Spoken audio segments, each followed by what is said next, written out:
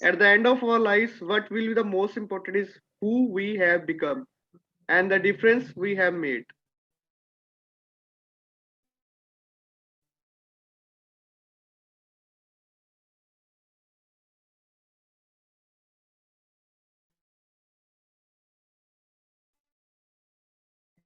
तो ये होते हैं बट हमको एंड ऑफ अवर लाइफ मतलब लोगों को कहना चाहिए हाँ ठीक था कोई अजय बहुत हंसता था सबकी लोगों को हंसाता था और मतलब वैल्यू मतलब एक बुक रीडिंग कम्युनिटी भी था मतलब लोगों को ऐसे याद करना चाहिए कि मतलब लोगों को ना झूठी तारीफ ना करनी पड़े किसी की हाँ जो आप हैं उसी के बारे में आप जाने जाएं तो this is a learning from this few lines of mind great Ajay ji, बहुत अच्छा एग्जांपल दिया। और सिग्निफिकेंस है ना, ये एक बहुत इंपॉर्टेंट चीज है। पहले तो अगर मैं बात करूं, 3 लेवल होते हैं लाइफ के। पहला सर्वाइवल है ना, जिसके लिए बहुत सारे लोग, शायद मुझे लगता है कि 90% लोग है ना केवल सर्वाइवल के लिए आज भी जी रहे हैं। सेकंड लेवल जो होता है, वहां पे है ना हम सक्सेस की तरफ भागना शुरू कर देते हैं, जो उन्होंने सेकंड लाइन में बोली है। और तीसरा लेवल होता है सिग्निफिकेंस, है ना।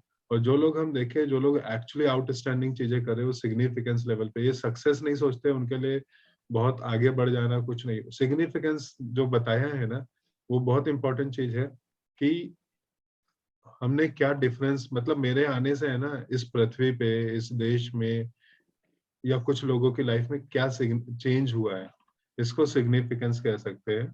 और हम सब, मुझे पक्का पता है कि हम सब उसके लिए ही काम कर रहे हैं, नहीं तो आज हम लोग यहाँ पे कनेक्ट नहीं होते थे, है ना। तो हम सब कुछ ना कुछ सिग्निफिकेंस करने वाले हैं।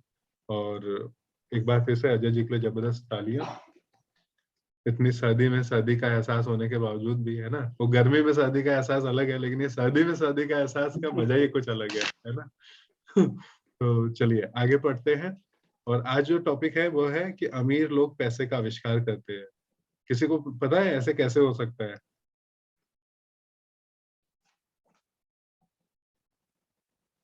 देख रहा हूँ कि पेज कितने, अच्छा आज नहीं होगा। 2 4 6 8 10 12 14 16। चलिए पढ़ते हैं इसको, आज कंप्लीट नहीं कर पाएंगे तो कौन शुरू करना चाहेगा? सर मैं था। हाँ चलो मेधा जी रीड कीजिएगा। Thank you sir. वेलकम। पिछली रात मैंने लिखना बंद किया और अलेक्जेंडर ग्राहम बेल के जीवन पर आधारित एक टीवी कार्यक्रम देखा। बेल ने टेलीफोन का पेटेंट करवाया था और उनकी नई खोज की बहुत मांग थी। क्योंकि उन्होंने एक बड़ी कंपनी की जरूरत थी, इसीलिए उस समय की नामी कंपनी वेस्टर्न यूनियन के पास गए और उनसे कहा कि वे उनके पेटेंट और उनकी छोटी सी कंपनी को खरीद ले। वे पूरे पैकेज के लिए $1,00,000 चाहते थे। वेस्टर्न यूनियन के अध्यक्ष ने यह सुनते ही तैयारियां चढ़ ली और प्रस्ताव को यह कहकर ठुकरा दिया कि मांगी जाने वाली कीमत बहुत ज्यादा है। बाकी इतिहास है। खरबों डॉलर के उद्योग का जन्म हुआ और 80 का जन्म हुआ। अलेक्जेंडर ग्राहम बेल की कहानी खत्म होने के बाद शाम के समाचार आ रहे थे। समाचारों में एक स्थानीय कंपनी के स्टाफ में कटौती के बारे में एक खबर थी। कर्मचारी नाराज थे और शिकायत कर रहे थे कि कंपनी के मालिक ज्यादती कर रहे हैं। फैक्ट्री के सामने एक 45 साल का नौकरी से निकाला गया मैनेजर अपनी पत्नी और 2 बच्चों के साथ खड़ा था और सुरक्षा गार्डों से अंदर जाने की इजाजत मांग रहा था, ताकि वह मालिकों से यह विनती कर सके कि उसे नौकरी से निकाला न जाए। उसने हाल ही में एक मकान खरीदा था और उसे डर था कि उसे मकान बेचना पड़ेगा। कैमरा उसके अनुनय विनय पर नजरें गड़ाया था और पूरी दुनिया इसे देख रही थी। यह कहने की जरूरत नहीं है कि इसने मेरा ध्यान खींच लिया। मैं 1984 से व्यावसायिक रूप से पढ़ा रहा हूँ। यह एक बहुत अच्छा अनुभव और पुरस्कार रहा है। यह एक विचलित करने वाला काम भी है, क्योंकि मैंने हजारों बच्चों को पढ़ाया है और मैंने सभी में एक बात देखी है, जिसमें मैं भी शामिल हूँ। हमें बहुत ज्यादा संभावनाएं होती है और हमें प्रकृति ने बहुत से उपहार दिए होते हैं, परंतु जो चीज हम सभी को पीछे धकेलती है वह है खुद के बारे में शंका। तकनीकी जानकारी की कमी के कारण हम पीछे नहीं रहते, बल्कि आत्मविश्वास की कमी के कारण पीछे रहते हैं। कई लोगों पर इसका असर ज्यादा होता है। थैंक यू मेधा, बहुत अच्छा आपने रीड किया और कुछ बहुत अच्छी चीजें जो इस रीडिंग में हमने देखा। Thank you sir. पहला उन्होंने बताया कि किस तरीके से एक कंपनी का आविष्कार हुआ है ना।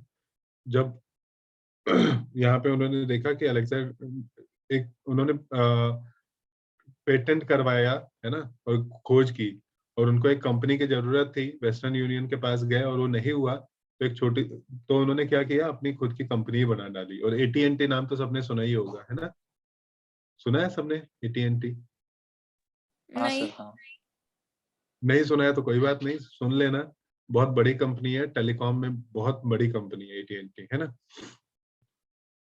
और देखो एक और चीज यहाँ पे, एक जो दूसरा पैराग्राफ में पढ़ा है ना, ये शायद हर जगह हम ये कहानी सुनते हैं, जहाँ पे है ना जब नौकरी से निकाला जाता है, और मैंने खुद इसको फील किया है या मैंने लोगों को बात करते हुए देखा है। 2018 में मेरा एक बहुत क्लोज फ्रेंड है, हमने एक साथ है ना जालंधर में बीएसएनएल ज्वाइन किया था, जो बाद में टाटा कम्युनिकेशंस हो गई थी, और हम उसमें कई सालों से काम कर रहे थे। 2001 से हम कर रहे थे। 2018 में हम बात कर रहे थे, 17 साल हो चुके थे, और वो मेरे को बोल रहा था उस वक्त है ना टाटा कम्युनिकेशंस में, मैं तो निकल गया था, टाटा कम्युनिकेशंस ने हमें सेल कर दिया था, हम दूसरी कंपनी में थे, सिंगापुर टेक्नोलॉजीज टेलीमीडिया में। और वो बोल रहा था कि अभी देखो बहुत सारे लोगों को निकाल रहे हैं, अगर मुझे निकाला तो मेरा होम लोन का क्या होगा, है ना, which reminds of this similar thing. और मैं उससे ये कह रहा था कि अरे महाराजन, अगर तुमने 17 साल में इस चीज को नहीं सीखा है तो आगे क्या करोगे? मतलब ये जो डर है ना कि वो कंपनी से निकाल देंगे, तो तुम अब अभी तक तुम उसके लिए थैंकफुल नहीं हो कि 17 साल तुम्हें दिया, एक कितना सारा तुमको पैसा दिया है। अगर आज तुम्हें निकाल देंगे तो तुम्हें इतना इंडिपेंडेंट होना चाहिए कि तुम खुद का कुछ भी कर सको। तो ये डर बहुत कॉमन सा डर है, और हम लोग इसको समझना बहुत जरूरी है। और तीसरी चीज उन्होंने बहुत अच्छी बताई कि अ, हम लोग है ना बहुत बार अपने को बांध लेते हैं कि मैं इतना ही कर सकता हूँ या मैं यही करूंगा। लेकिन हम सब में, मैं बार बार लोगों से बात करता हूँ, जब लोग मेरे से विजन की बात करते हैं, लोग मेरे से निश की बात करते हैं या पैशन की बात करते हैं, और शायद बीएसआर सर का सेशन कल या परसों हो रहा था, उसमें भी उन्होंने बोला कि अगर, और पिछले हफ्ते भी बोला था शायद, अजय आपको याद हो अगर, तो उन्होंने ये बोला था कि आप बांधो मत अपने आप को कि मेरा क्या पैशन है। आप शुरू तो करो ना चीजों को, और बाद में आपका पैशन आप आइडेंटिफाई कर लोगे। लेकिन सबसे पहली चीज जो इम्पोर्टेंट है वो अपने को ढूंढना है ना। आप चीजों को ट्राई करेंगे तो ही वो होगा, और कोई भी उसके लिए टेक्निकल स्किल की जरूरत नहीं होती है। ठीक है, तो ये बहुत इंपॉर्टेंट चीज है, और मैं सभी को बोलूंगा कि अपने को बांधे मत, है ना। जैसे मैंने मेरे लिए लाइफ में एम रखा हुआ है, जो पहले नहीं था लेकिन अब बहुत क्लियर है कि 2025 तक 8 से 10 बिजनेस होंगे, और 2050 तक, 2040 तक है ना, 50 में पता नहीं रहूं कि नहीं, क्योंकि 2040 करीबन 60 इयर्स का हो जाऊंगा, तब तक मेरे 50 बिजनेस होने चाहिए, और ये 50 अलग अलग तथास्तु क्षेत्र में होने चाहिए, तथास्तु है ना। और तथास्तु कई सर। बार मैं इसकी बात करता हूँ, थैंक यू, है ना। और इसलिए नहीं करना है कि हाँ मेरे को बहुत बड़ा नाम होना है, इसलिए करना है कि हम बहुत सारे लोगों को है ना, उनको मौका दे सके, उनके लाइफ में चेंजेस लेके आ सके। तो अपने को कभी भी बांध के नहीं रखना चाहिए हमें। और चलिए आगे बढ़ते हैं हम लोग। और फिर एक बार हम जब स्कूल छोड़ देते हैं, तो कौन स्कूल छोड़ना चाहता है अभी? किशोर छोड़ना चाहता है। किशोर जी रीड कीजिएगा। जी सर, थैंक यू। एक बार हम स्कूल छोड़ देते हैं तो हम सभी जानते हैं कि कॉलेज डिग्री के होने या अच्छे नंबर आने का कोई खास महत्व नहीं होता। शैक्षणिक माहौल के बाहर असली जिंदगी में अच्छे नंबरों से ज्यादा महत्वपूर्ण चीज की जरूरत होती है। इसे गट्स, बहादुरी, चालाकी, साहस, निरंतरता, प्रतिभा, जोखिम लेने की क्षमता इत्यादि के नाम से पुकारा जाता है। यह तत्व, चाहे इसे किसी भी नाम से पुकारा जाए, कुल मिलाकर हमारे भविष्य पर स्कूल के नंबरों से ज्यादा असर डालता है। हम सभी के भीतर एक बहादुर, प्रतिभाशाली और जोखिम लेने वाला चरित्र मौजूद होता है, परंतु हम सभी के भीतर चरित्र का दूसरा पहलू भी होता है, जो अपने घुटने टेक कर जरूरत पड़ने पर भीख भी मांग सकता है। मरीन कॉर्प्स अलेक्जेंडर के पायलट के रूप में वियतनाम में 1 साल रहने के बाद मुझे अपने भीतर छुपे हुए इन दोनों चरित्रों के बारे में अंतरंग जानकारी मिली। दोनों में से किसी को भी बुरा नहीं कहा जा सकता, परंतु एक अध्यापक के रूप में मैंने ये जाना कि आदमी की प्रतिभा के सबसे बड़े दुश्मन है बहुत ज्यादा डर और खुद की क्षमताओं के बारे में शंका। यह देखकर मुझे दुख होता था कि कई विद्यार्थी जवाब जानते थे, परंतु उनमें जवाब देने की हिम्मत नहीं थी। असली जिंदगी में स्मार्ट लोग आगे नहीं बढ़ पाते, बहादुर लोग आगे बढ़ जाते हैं। मेरे अपने अनुभव में आपके फाइनेंशियल जीनियस के लिए तकनीकी ज्ञान भी जरूरी है और साहस भी। अगर आपको बहुत ज्यादा डर लगता है तो आपकी प्रतिभा का दमन होता है। मेरी कक्षाओं में मैं विद्यार्थियों को बहुत प्रेरित करता हूँ कि वे खतरे लेना सीखें, बहादुर बने और अपनी प्रतिभा के द्वारा अपने डर को ताकत और चतुराई में बदल ले। कुछ लोगों के लिए यह सिद्धांत काम करता है, जबकि कईयों को यह डरावना लगता है। मैंने यह भी जाना है कि ज्यादातर लोग पैसे के बारे में बहुत सुरक्षित खेल खेलना पसंद करते हैं। मैंने ऐसे सवाल भी सुने हैं, जोखिम क्यों लिए जाए, अपने फाइनेंशियल आईक्यू को विकसित करने का झंझट क्यों उठाया जाए, मैं पैसे की समझ क्यों विकसित करूं? और मैं जवाब देता हूँ, केवल इसलिए ताकि आपके पास ज्यादा विकल्प हो। बहुत अच्छा किशोर जी, बहुत अच्छा आपने रीड किया, है ना। और बहुत ही अच्छा आंसर भी आपने दे दिया कि क्योंकि हमारे पास बहुत सारा विकल्प हो। तो जब हमारे पास बहुत सारे पैसे कमाने के तरीके हो ना, और हमें पता हो क्या क्या तरीके हो सकते हैं, तो हमारे पास ऑप्शन रहते हैं, है ना। तो कोई हमें यस। बांध नहीं रह सकता। और एक और चीज जो हमने थोड़ा सा इसमें पहले पढ़ा यहाँ पे, कि प्रतिभा के बहुत सारे दुश्मन होते हैं और शंका होती है, और सबसे बड़े जो डर होता है ना, वो शायद हम खुद ही होते हैं, है ना। और हमने तो खुद थोड़े दिन पहले जब ये किशोर पढ़ रहे थे यहाँ पे कुछ चीजें, कि बहादुरी, चालाकी, गट्स। गट्स। तो साहस। किशोर के बारे में जो मैं थोड़ा सा बताऊं आपको, तो किशोर सेल्स में नहीं थे पहले, है ना। किशोर, आपने कहाँ से शुरू किया था करियर? सर एक्चुअली मैं तो अकाउंट्स से चालू किया था। देखो, अकाउंट्स। और आज वो सेल्स इतनी अच्छी कर रहे हैं कि उनके बॉस बोलते हैं कि भाई तुम तो मजे कर रहे हो, है ना। और पिछले कुछ दिनों से तो उन्होंने यस। कीर्तिमान पे कीर्तिमान बना रहे अपने ऑर्गेनाइजेशन। So yes. ग्रेट किशोर। और इसी तरीके से सब लोग गट्स लेके आना शुरू करें, और हम सब के पास ऐसे गट्स, बहादुर बनना जरूरी है। ठीक है। यस। थैंक तो यू। चलिए आगे बढ़ते हैं। किशोर जी के लिए जबरदस्त तालियां। और आगे, हमारे आगे हमारे आगे कौन पढ़ेगा हमारे आगे? अच्छा, हर्षद ने हाथ खड़ा किया है, तो हर्षद को बोलते हैं, नहीं तो हाथ दुखेगा। आ जाइए हर्षद जी।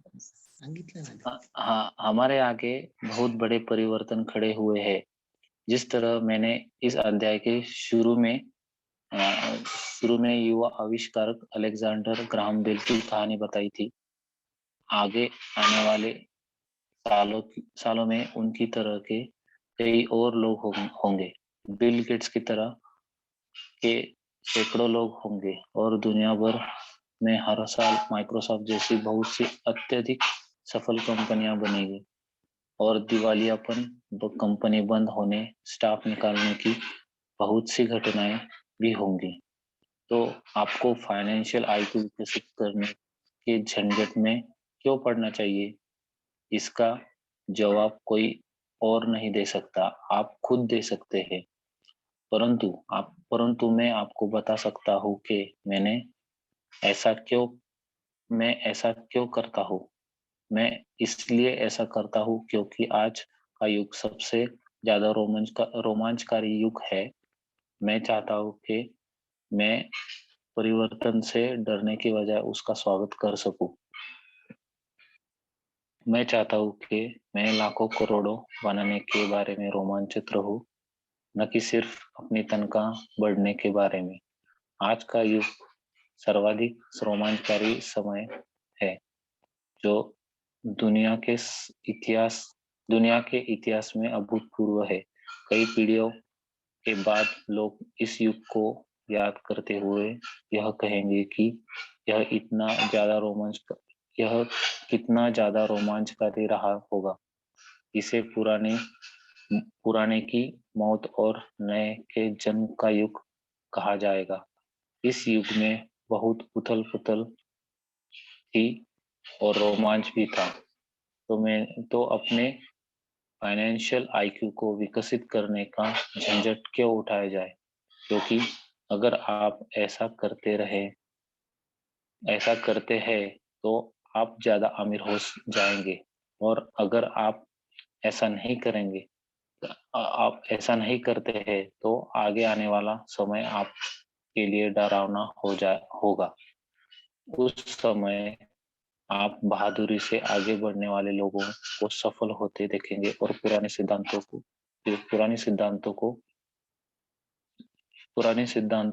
से जकड़े रहने वाले लोगों को असफल होते देखेंगे।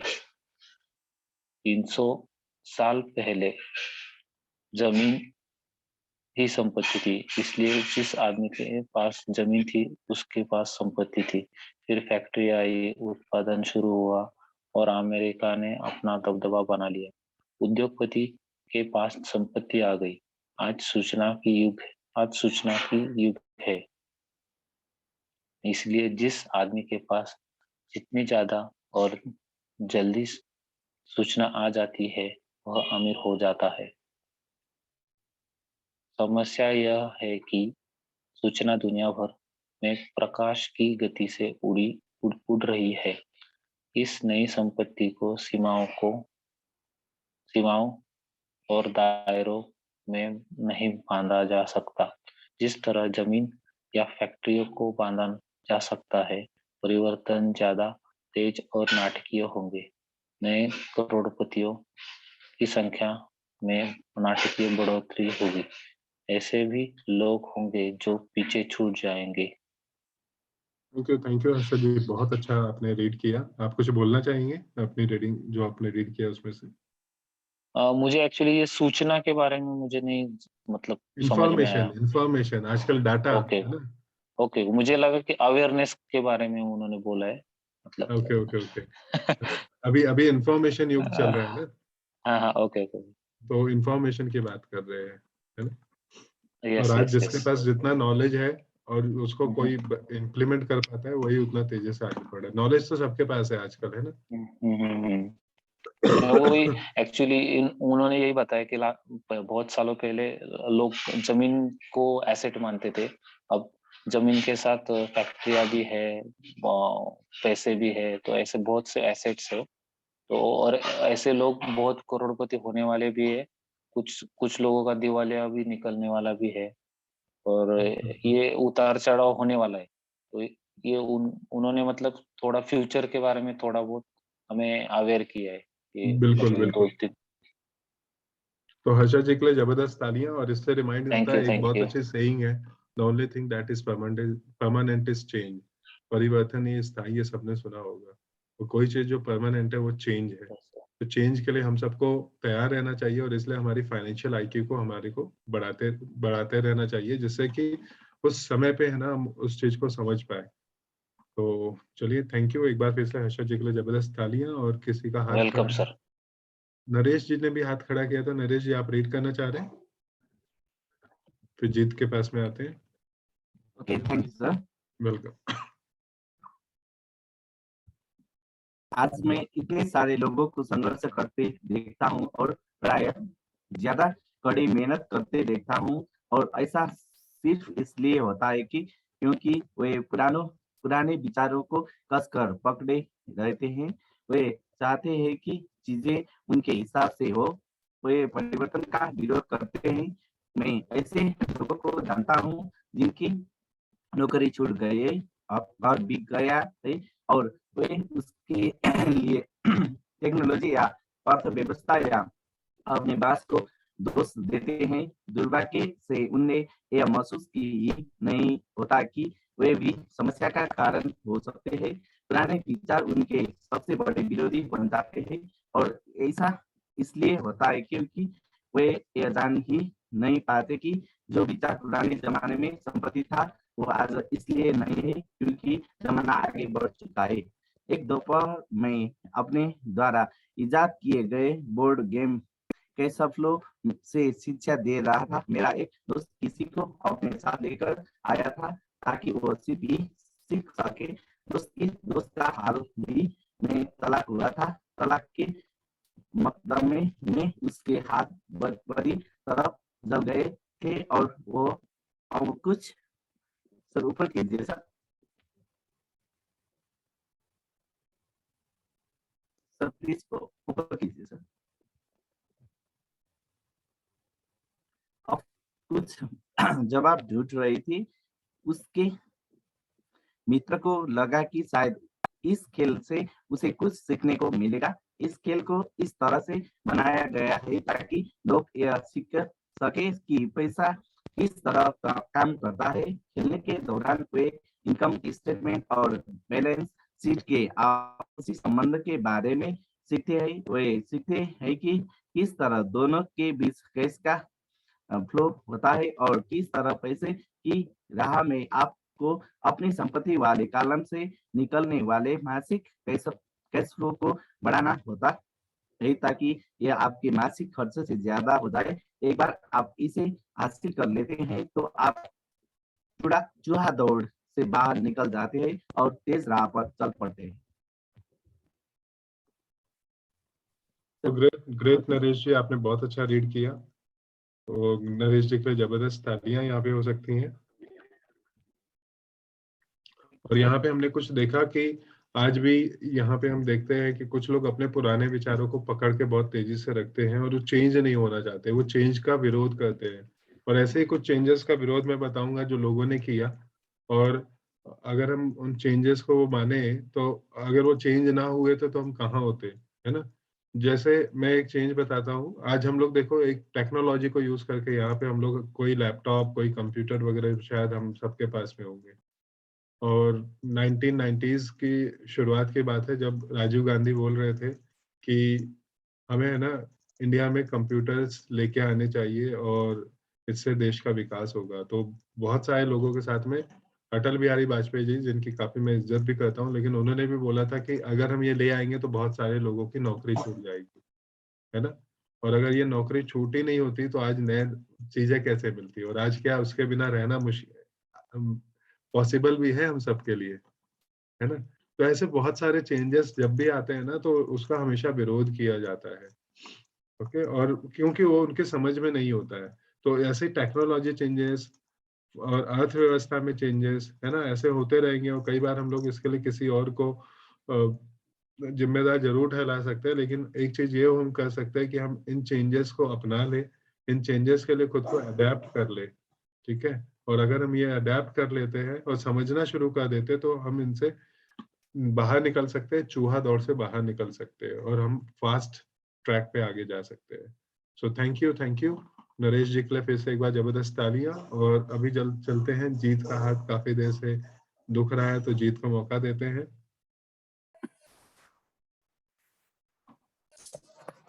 जैसे मैंने कहा, कुछ लोग इस खेल से नफरत करते हैं, कुछ इससे प्रेम करते हैं और इसका मतलब ही नहीं समझ पाते। इसलिए इस महिला ने कुछ सीखने का बहुमूल्य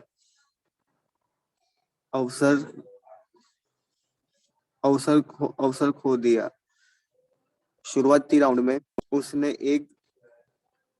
एक डुड्डे कार्ड खींचा जिस पर एक नाव बनी हुई थी।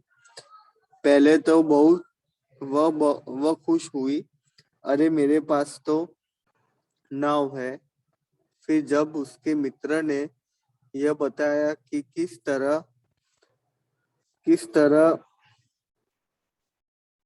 तरह आंकड़े उसके इनकम स्टेटमेंट और बैलेंस शीट पर काम करते हैं, वह कुंठित हो गई क्योंकि उसे गणित जरा भी पसंद नहीं था। बाकी खिलाड़ियों ने शांतिपूर्वक इंतजार किया जब उसका दोस्त इनकम स्टेटमेंट, बैलेंस शीट और मासिक कैश फ्लो के बारे में उसे समझाता रहा।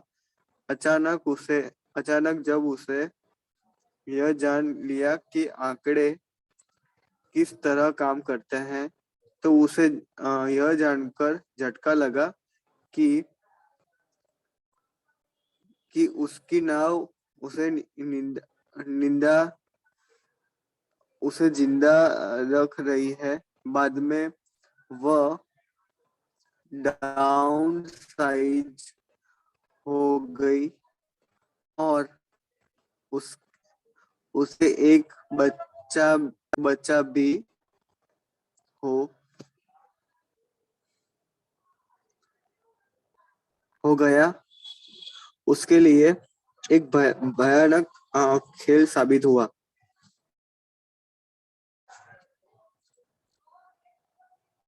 कक्षा के बाद उसका दोस्त आया और उसने मुझे बताया कि वह बहुत विचलित है। वह कक्षा के निवेश के बारे में सीखने के लिए आई थी। उसे यह बहुत मूर्खपूर्ण लगा था कि बेकार खेल को खेलने में इतना ज्यादा समय बर्बाद किया जाए। उसके मित्र ने यह समझाने की कोशिश की कि वह अपने भीतर झांक कर देखे कि क्या वह खेल उसके किसी अंदरूनी पहलू को उजागर कर रहा था। इस सुझाव पर उस महिला ने अपना पैसा वापस मांग लिया और उसने कहा कि यह विचार मूर्खतापूर्ण है कि कोई खेल किसी के अंदरूनी पहलू को उजागर करता है। उसका पैसा तत्काल वापस कर दिया गया और वह वापस चली गई।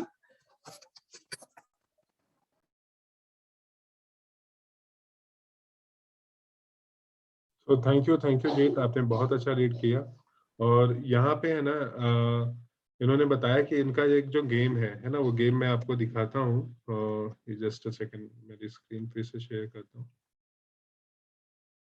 ये गेम है जिसका नाम है cash flow 101। Okay, Robert Kiyosaki ने बनाया है और ये गेम हेल्प करता है एक्चुअली रियल लाइफ सिनेरियोज को समझने में, कैसे हम लोग रैट रेस से बाहर आए। तो इस गेम में इन्होंने काफी सारे सिनेरियोज, रियल लाइफ सिनेरियो बनाए हुए हैं। जैसे यहाँ पे सिनेरियो की एक बात की कि जो नाव के वो मालिक थे, है ना, तो कई बार हमें लगता है कि हम किसी चीज के मालिक हैं, हम किसी चीज बिजनेस को कर रहे हैं, तो उसको हम लोग इमोशनल वो रखे रहते हैं, लेकिन कई बार वो हमें नीचे डुबा रहा होता है। जैसे अगर हम बात करें, सो रतन टाटा जी का एक इमोशनल टच था टाटा नैनो के साथ में, है ना, और कई सालों तक उसमें उनको काफी नुकसान हो रहा था and finally he decided to move on, है ना, उन्होंने उसको बंद कर दिया। तो बिजनेस के साथ इमोशंस रख के नहीं चलता है। बिजनेस को हमारे को है ना, बिजनेस को यहाँ से करना होता है, बाकी सब कुछ यहाँ से कर लेंगे, लेकिन बिजनेस को यहाँ से करना बहुत जरूरी है। तो उसके बाद में इस खेल में एक और चीज हुआ कि उसको बच्चा भी हो गया। खेल में बच्चा हो गया मतलब वहां पे कार्ड्स आते हैं तो वो हो गया। और इससे जब बच्चा होता है तो क्या होता है कि हमारी लायबिलिटीज और थोड़ी सी बढ़ जाती, खर्चे बढ़ जाते हैं, जिसके लिए कई बार है ना हम लोग रियल लाइफ सिनेरियो में तैयार नहीं होते और फिर हम लोगों के साथ और भी थोड़ी सी मुश्किल और सिचुएशंस आ जाती है। तो अब ये रियल लाइफ गेम में सिखाने की कोशिश की जा रही है, लेकिन शायद उनकी फ्रेंड जो खेल रही थी वो बोली कि ऐसे खेल को खेलने से मैंने मेरा समय बर्बाद किया है, और वो वापस चले गए, है ना। तो चलिए आगे पढ़ते हैं फिर क्या हुआ। और मोनिका जी ने हैंड रेस किया था, मोनिका जी को मौका देते हैं। Sir thank you sir. हाँ जी, 1984 में मैंने खेल में शिक्षा देना शुरू किया। मैंने वयस्क विद्यार्थियों को प्रोत्साहित किया मोनिका कि जी वे इन खेलों पहला वाला को 1984 वे इन खेलों को पहला वाला 1984 से मैं करोड़ों कमा रहा हूँ, और सिर्फ इसलिए कमा रहा हूँ क्योंकि स्कूल सिस्टम में नहीं सिखाता जो मैं सिखा रहा हूँ। स्कूल में ज्यादातर शिक्षक भाषण देते हैं। अपने छात्र जीवन में मुझे भाषणों से चिढ़ती, मुझे बहुत जल्दी बोरियत हो जाती थी और मेरा दिमाग इधर उधर भटकने लगता था। 1984 में मैंने खेल में शिक्षा देना शुरू किया। मैंने वयस्क विद्यार्थियों को प्रोत्साहित किया कि वे इन खेलों को ज्ञान बढ़ाने के इस पहलू से देखें कि वे क्या जानते हैं और उन्हें क्या सीखना चाहिए। सबसे महत्वपूर्ण बात यह है कि इस खेल से आदमी के व्यवहार पर भी प्रकाश पड़ता है। यह एक तात्कालिक फीडबैक सिस्टम भी है। टीचर लेक्चर दे, इसके बजाय खेल खेल में व्यक्तिगत लेक्चर बन जाता है जो आपके लिए ही बनाया गया है। सर ऊपर कीजिए।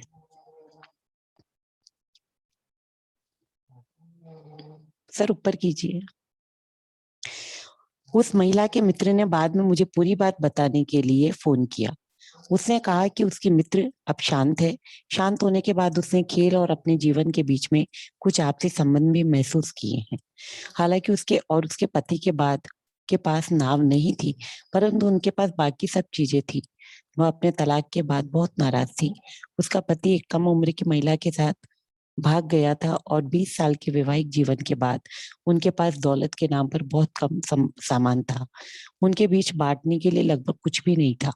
20 साल की उनकी शादीशुदा जिंदगी में मजा बहुत आया था, परंतु उन्होंने केवल डूडेड ही इकट्ठे किए थे। उसने ये महसूस किया कि आंकड़ों पर उसका गुस्सा इनकम स्टेटमेंट और बैलेंस शीट पर इसलिए था क्योंकि वह उन्हें समझ नहीं पा रही थी।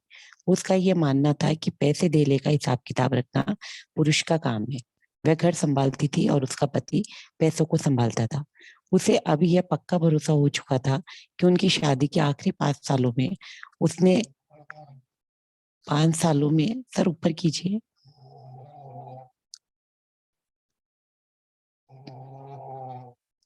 उसके पति ने उससे पैसे छुपाए थे।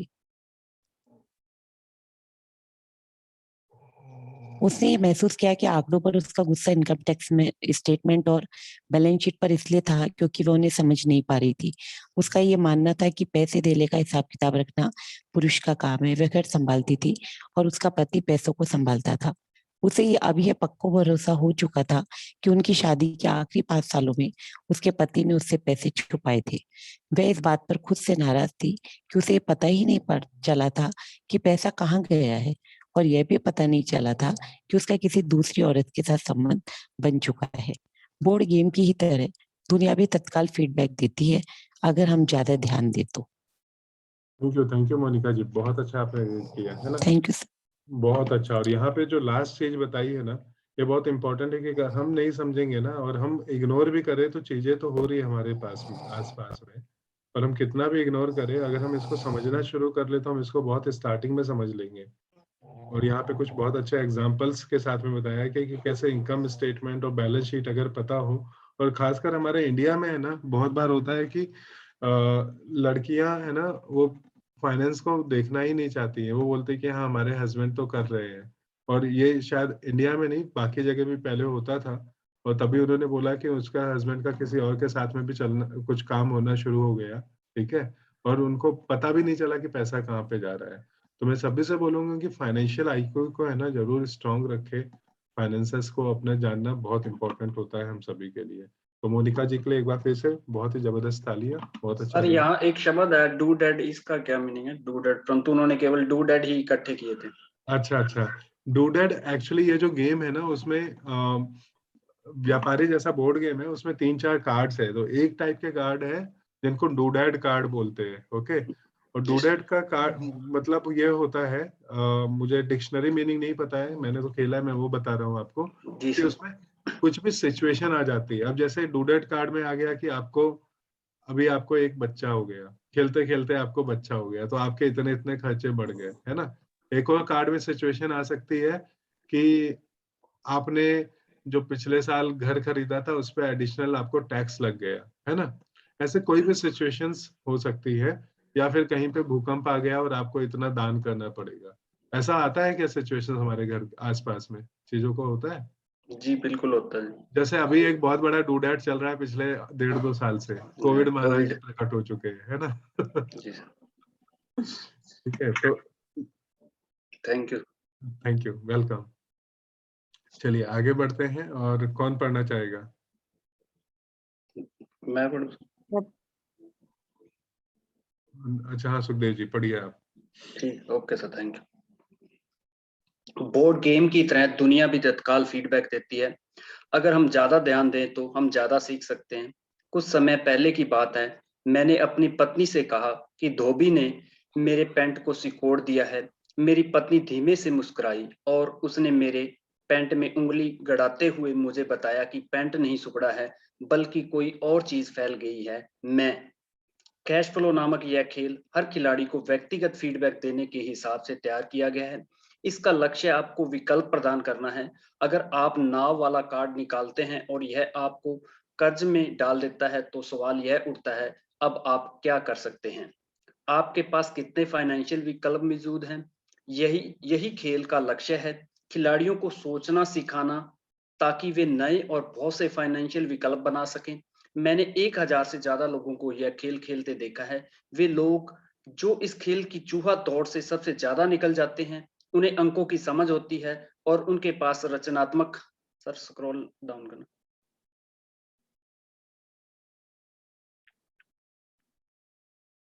रचनात्मक फाइनेंशियल दिमाग होता है।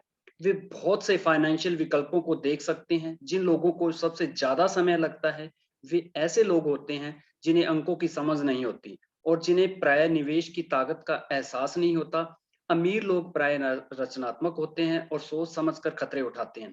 कैश फ्लो खेलने वाले कई ऐसे भी लोग होते हैं जो इस खेल में बहुत सा पैसा तो कमा लेते हैं, परंतु उन्हें यह नहीं पता होता कि वे इस पैसे का क्या करें। उनमें से ज्यादातर असली जिंदगी में भी आर्थिक रूप से सफल नहीं होते। हर कोई उनसे आगे निकल जाता है, इस तथ्य के बावजूद कि उनके पास पैसा होता है, और यही असली जिंदगी में भी होता है। ऐसे बहुत से लोग हैं जिनके पास बहुत सा पैसा होता है और फिर भी वे आर्थिक रूप से आगे नहीं बढ़ पाते। अपने विकल्प को सीमित कर लेना अपने विचारों से चिपके रहने की तरह है। ऊपर करना। अपने विकल्पों को सीमित कर लेना अपने पुराने विचारों से चिपके रहने की तरह है। हाई स्कूल के समय का मेरा एक दोस्त अभी 3 नौकरियां कर रहा है। 20 साल पहले वह मेरे सभी सहपाठियों में सबसे अमीर हुआ करता था। जब स्थानीय शुगर प्लांट बंद हुआ, तो वह जिस कंपनी के लिए काम करता था वह भी बंद हो गई। उसके दिमाग में केवल एक विकल्प था और वह पुराना विकल्प था, कड़ी मेहनत करो। समस्या यह थी कि उसे कोई बराबरी की नौकरी नहीं मिल पाई जो पुरानी कंपनी में उसकी वरिष्ठता को माने। इसका परिणाम यह हुआ कि वह अभी जो काम कर रहा है वे उसकी योग्यता के बहुत नीचे के काम है और इसलिए उसकी तनख्वाह कम है। उसे जिंदा रहने के लिए जितना पैसा चाहिए उतना कमाने के लिए उसे 3 नौकरियां करनी पड़ रही हैं।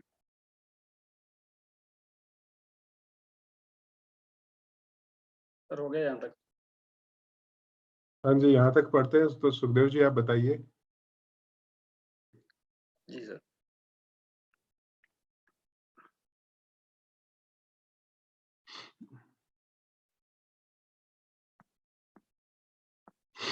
बोर्ड गेम की तरह इस तरह दुनिया भी उसने बताया कि हमें भी तत्काल फीडबैक देती है। जिस तरह वो अपने एग्जाम्पल इसमें धोबी का वो दिया कि उसकी पत्नी कहती है, अपनी पत्नी को कहता है कि मेरी पैंट सिकुड़ गई है, तो लगता है कि इसमें कुछ दिक्कत होगी। वो कहता है पैंट नहीं सिकुड़ी, बल्कि मैं फैल गया हूँ, यानी मैं फैल चुका हूँ। उसने कैश फ्लो नाम का जो इसमें खेल का व्यक्तिगत फीडबैक देने के हिसाब से तैयार किया। आपको लक्ष्य प्रदान करना है।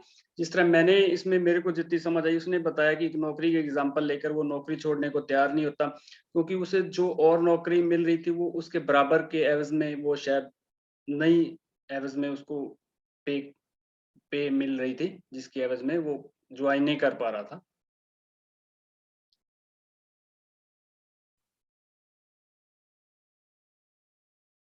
बिल्कुल, बहुत अच्छा सुखदेव जी, अच्छा बताया आपने।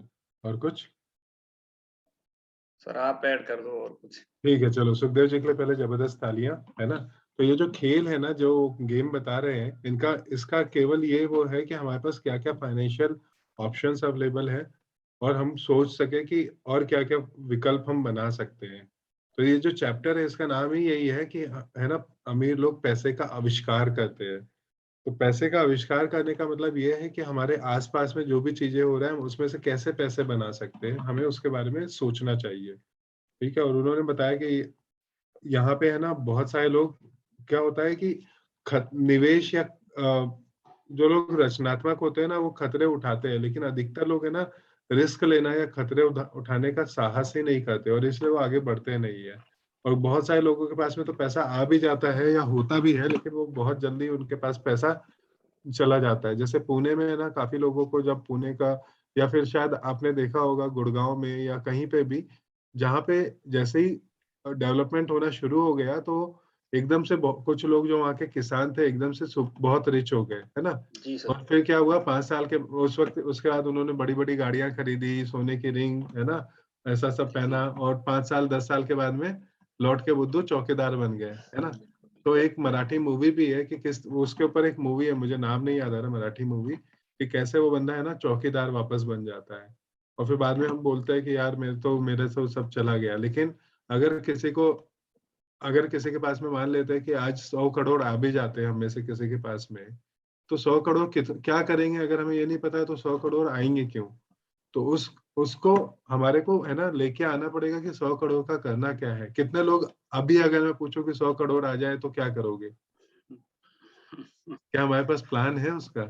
तो अगर नहीं है तो कैसे आएगा, तो हमें उसके बारे में सोचना अभी से शुरू करना पड़ेगा, है जी ना। सर। तो और वैसे पीछे केबीसी में बना ऐसा हुआ था, वो एक को मिले थे 1 करोड़ रुपए, तो वो वैसे की कुछ टाइम के बाद वो उसकी स्थिति वैसी की वैसी हो गई थी फिर दोबारा केबीसी में। बिल्कुल बिल्कुल, वो एक नहीं, मतलब जितने लोग भी बने थे, मुझे जितना पता है कि उसमें से ऑलमोस्ट सभी लोग है ना